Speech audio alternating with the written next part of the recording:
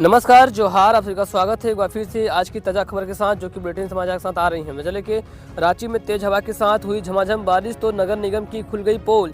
राजधानी रांची में शुक्रवार की शाम झमाझम बारिश हुई। इस दौरान तेज हवाओं के साथ अंधेरा छा गया। वहीं हवा के कारण कई जगहों पर पेड़ों की टहनियाँ गिर गई। दिन में अचानक अंधेरा छाने व टहनियाँ गिरने के कारण वाहनों को काफ़ी परेशानी हुई। वहीं शहर के कई इलाके में जलमग्न हो गए।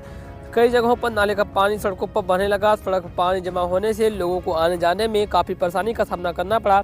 सबसे ज़्यादा परेशानी राहगीरों में हुई, क्योंकि पानी के कारण सड़क पर बने गड्ढे का अंदाजा नहीं लग रहा था। डिस्टिलरी, पुल, कचहरी चौक, लोअर जुटिया, बरियातपुर, दीपाटोली, न्यूनगर, गाड़ीगांव आदि इलाकों में बारिश का पानी भर गया। इससे लोगों की काफ़ी परेशानी की हुई। सड़क पर जमे पानी को निकलने में करीब आधा घंटा लगा। इधर लोगों का कहना था कि हल्की बारिश में ही निगम की पोल खुल गई है। बरसात के मौसम में क्या होगा, भगवान ही मालिक है।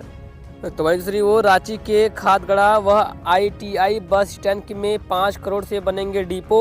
रांची नगर निगम की ओर से खादगड़ा और आईटीआई बस स्टैंड या का सौंदर्यीकरण किया जाएगा। इसको लेकर कार्य योजना तैयार की गई है। दोनों स्टैंड में बस डिपो बनाया जाएगा ताकि बसें खड़ी करने में परेशानी न हो। इसके निर्माण पर निगम करीब 5 करोड़ रुपए खर्च करेगा। खादगड़ा बस स्टैंड में डिपो बनाने पर 2.92 करोड़ और आईटीआई बस स्टैंड में डिपो बनाने पर 240 करोड़ रुपए खर्च किए जाएंगे। दोनों डिपो का निर्माण 1 साल के अंदर किया जाएगा। साहिबगंज में शॉर्ट सर्किट से 2 घरों में लगी आग, सामान जलकर हुए खाक। जिरवाबाड़ी थाना क्षेत्र के अंतर्गत प्रेमनगर गांव में शुक्रवार सुबह अचानक 2 घरों में आग लग गई। आग की लपटें इतनी तेज थी कि बहुत मशक्कत के बाद काबू पाया जा सका। तब घर में रखे सारा सामान जलकर खाक हो गया। पीड़ित मकान मालिक वकील सिंह ने बताया कि रोज की तरह घर के मर्द काम पर चले गए थे। महिलाएं भी किसी काम से घर से बाहर थीं।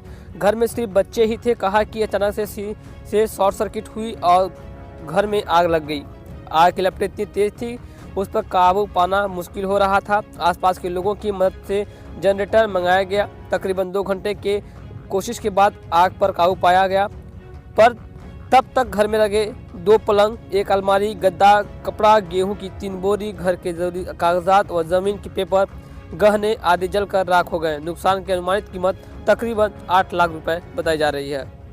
तो इसी को साहिबगंज में ट्रक के केबिन में नाबालिग से 2 किशोरों ने किया दुष्कर्म। दोनों आरोपी भेजे गए बाल सुधार गृह। साहिबगंज मुफस्सिल थाना क्षेत्र के एक गांव में गुरुवार की शाम एक नाबालिग के साथ 2 किशोरों ने ट्रक के केबिन में ले जाकर दुष्कर्म किया। पुलिस ने आरोपी दोनों किशोरों को पकड़कर बाल सुधार गृह भेज दिया है। साथ ही ट्रक को जब्त कर लिया गया है। घटना को लेकर पीड़ित के परिजन मुफस्सिल थाने में शिकायत की है।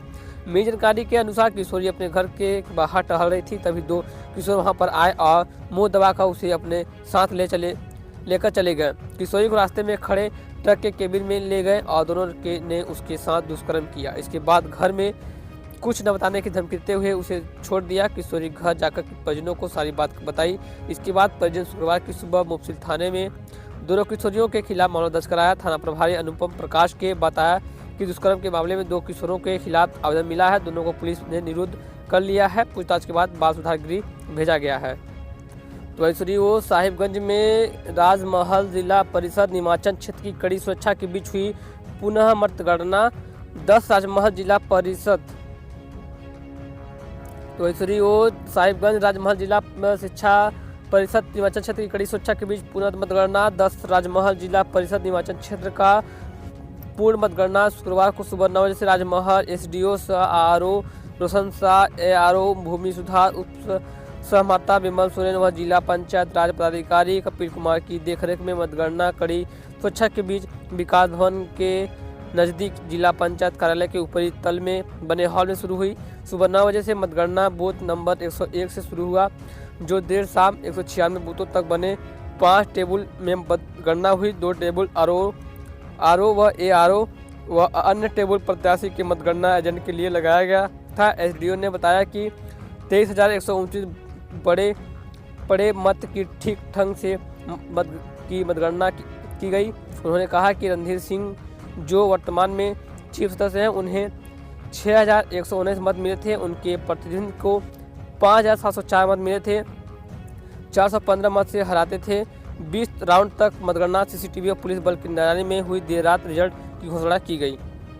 तो वैसे वो लातेहार में वाहन जांच के नाम पर पुलिस की बर्बरता के खिलाफ आंदोलन शुरू। लातेहार जिले में वाहन जांच के नाम पर पुलिस की बर्बरता के खिलाफ आंदोलन शुरू हो गया है। इसकी शुरुआत शिक्षक संघ व अधिवक्ता संघ ने की है। शुक्रवार को शहर के जुबली चौक में प्रगति शिक्षक के जिलाध्यक्ष हीरा प्रसाद यादव के खिलाफ पुलिस पदाधिकारी ने मारपीट की थी। इसके बाद सभी शिक्षक संघों ने पुलिस की इस बर्बरता की कड़ी निंदा की। शुक्रवार को विद्यालय में छुट्टी होने के बाद सभी शिक्षक संघों के सदस्यों ने धर्मपुर स्थित प्रखंड संसाधन केंद्र भवन से पुलिस के खिलाफ आक्रोश रैली निकाली। आक्रोश रैली में मेन रोड होते हुए समाहरणालय पहुंची। उपायुक्तों को मांग पत्र सौंपकर दोषी पुलिस कर्मियों के खिलाफ कार्रवाई करने की मांग की गई। आक्रोश रैली में शिक्षकों के अलावा स्थानीय दुकानदार भी शामिल हुए। इस अवसर पर अमूल्य रत्न द्विवेदी, नरेंद्र पांडे, अरविंद कुमार, सत्येंद्र मेहरा, आशीष कुमार, प्रमोद कुमार, विकास कुमार शर्मा, जन्मेश यादव, अभिषिक्त, पिंटू कुमार, समस्त आशीष आदित्य आदि लोग शामिल थे। तो श्री बोकारो थर्मल पावर के 9 इंजीनियरों सहित डीवीएस के 52 इंजीनियरों का तबादला। बोकारो थर्मल पावर के 9 इंजीनियरों के सहित डीवीसी के 52 इंजीनियरों का तबादला कर दिया गया है। तो दूसरी रांची के बड़ा तालाब में शव मिलने से इलाके में सनसनी। रांची के बड़ा तालाब में शव मिला है। शव मिलने की खबर से इलाके में सनसनी फैल गई है। मौके पर स्थानीय लोगों की भीड़ जुट चुकी है। बचले के शासन निशिकांत दुबे आज मधुपुर रांची एक्सप्रेस ट्रेन को दिखाएंगे हरी झंडी। रेलवे स्टेशन के प्लेटफॉर्म संख्या 1 व 2 के बीच रेलवे द्वारा आयोजित समारोह में शनिवार को सांसद doctor Nishikant Dubey Madhupur Ranchi express train को हरी झंडी दिखा कर रवाना करेंगे। समारोह दोपहर में 2:30 बजे आयोजित किया गया है। ट्रेन को 3 बजे झंडे दिखाकर रांची के लिए रवाना किया जाएगा। इसी के साथ मधुपुर से लंबी दूरी के लिए यह तीसरी ट्रेन की शुरुआत होगी, जबकि स्टेशन से खुलने वाली है 5वीं ट्रेन है। इससे पूर्व मधुपुर से आनंद विहार टर्मिनल नई दिल्ली के लिए साप्ताहिक ट्रेन व बाबा बैजनाथ धाम आनंद विहार टर्मिनल साप्ताहिक ट्रेन चलती है, जबकि मधुपुर से कोडरमा के लिए एक सवारी ट्रेन चलती है। साथ ही मधुपुर से गिरिडीह के लिए सवारी ट्रेन प्रत्येक दिन कई फेरे लगाती है। रांची के लिए मधुपुर से सीधे ट्रेन खुलने से लोगों में भारी उत्साह है। रेलवे प्रशासन के ओर से भी समारोह को लेकर तैयारी पूरी कर ली गई है। तो दूसरी ओर होमगार्ड बहाली में सफल अभ्यर्थियों की बैठक आज होने वाली है। बोकारो जिला में हुई होमगार्ड बहाली प्रक्रिया में सफल गोमिया प्रखंड के अभ्यर्थियों की बैठक शनिवार को नेहरू ग्राउंड गोमिया में होगी। ये जानकारी शुक्रवार को अभ्यर्थी अमरजीत कुमार व श्रवण कुमार ने दी थी। कहा कि बहाली में केवल सामान्य रूप से पास हुए लोगों का भी नाम मेरिट लिस्ट में नाम आया है और एक्सीलेंट करने के बावजूद कई का चयन नहीं किया गया है। बैठक में इन बिंदुओं पर चर्चा का आंदोलन की रणनीति बनाई जाएगी। तो दूसरी ओर झारखंड में के 2 खिलाड़ियों को बिहार सरकार आज देगी नियुक्ति पत्र। झारखंड के 2 खिलाड़ियों को बिहार सरकार शनिवार को नियुक्ति पत्र देगा। इसमें नॉन बॉल खिलाड़ी चंदन कुमार सिंह को प्रखंड पंचायत राज पदाधिकारी का नियुक्ति पत्र बिहार के मुख्यमंत्री नीतीश कुमार प्रदान करेंगे। इसमें झारखंड के से खेल चुकी कबड्डी खिलाड़ी अमीषा कुमारी भी शामिल है। इन्हें बिहार के प्रौद्योगिकी एवं शिक्षा विभाग में लिपिक पद पर नियुक्त किया जाएगा। तो ऐसे बंगाल में ईडी की ताबड़तोड़ छापेमारी जारी। टीएमसी नेता शंकर आध्या गिरफ्तार। कल ससुराल में पड़ा था छापा। मजरे के राशन घोटाला मामले में ईडी ने बोकारो नगर पालिका के पूर्व अध्यक्ष शंकर उपाध्याय को गिरफ्तार कर लिया है। मामला हो कि राशन घोटाले की जांच कर रहे प्रवर्तन निदेशालय ने शुक्रवार को राज्य में अलग अलग जगहों में राजधानी से जुड़ी लोगों, व्यवसायियों और अन्य के ठिकानों पर ताबड़तोड़ छापेमारी की है। इस दौरान ईडी अधिकारी उत्तर 24 परगना के संदेशखाली स्थित सरवरिया के निवासी तृणमूल कांग्रेस के नेता, राशन डीलर और व्यवसायिक शेख शाहजहां के आवास पर जांच के लिए पहुंचे थे, जहां ईडी के अधिकारियों और central armed police force CAPF के जवानों और स्थानीय लोगों ने हमला कर दिया। उनके वाहनों में तोड़फोड़ की गई। मीडिया कर्मियों को भी नहीं बख्शा गया। उनके कैमरे व मोबाइल फ़ोन तोड़ दिए गए। ईडी अधिकारियों और जवानों ने वहां से किसी तरह भागकर अपनी जान बचाई है। तो ऐसे वो झारखंड में कभी भी लग सकता है राष्ट्रपति शासन। सरयू राय बोले हैं हेमंत जिसे भी सीएम बनाए मोहब्बत नहीं दिखा पाएंगे। ईडी कर रही है देर। झारखंड की सियासत मौजूदा समय में संविधान के प्रतिकूल काम कर रही है। ऑल इज वेल की बात तो दूर है, हालात यह है कि केंद्र सरकार या राष्ट्रपति शासन लागू कर दे तो कोई आश्चर्य नहीं होगा। यह कहना है कि जमशेदपुर पूर्वी से निर्दलीय विधायक और पूर्व मंत्री सरयू राय का। उन्होंने कहा कि अदालत ऐसे है कि राज्य में कानून का शासन नहीं है, संविधान के नियमों के प्रतिकूल सरकार चलाई जा रही है। ऐसी स्थिति में सरकार का बने रहना सही नहीं होगा। झारखंड में जारी सियासी उठापटक और ईडी की कार्रवाई पर खास बातचीत के साथ सीएम हेमंत सोरेन पर संभावित कार्रवाई से लेकर ईडी के एक्शन और सरकार पर मंडा रहे खतरे पर बताया गया है। बता लें कि ऐसे में झारखंड में सरयू राय का कहना है कि जल्द से जल्द झारखंड में राष्ट्रपति शासन लागू कर दिया जाए, तभी कुछ कार्य आगे हो सकता है। तो ऐसी ओर टाटा स्टील में अप्रेंटिस की बहाली आ चुकी है। अप्रेंटिस को एक बार फिर से मौका मिलने जा रहा है।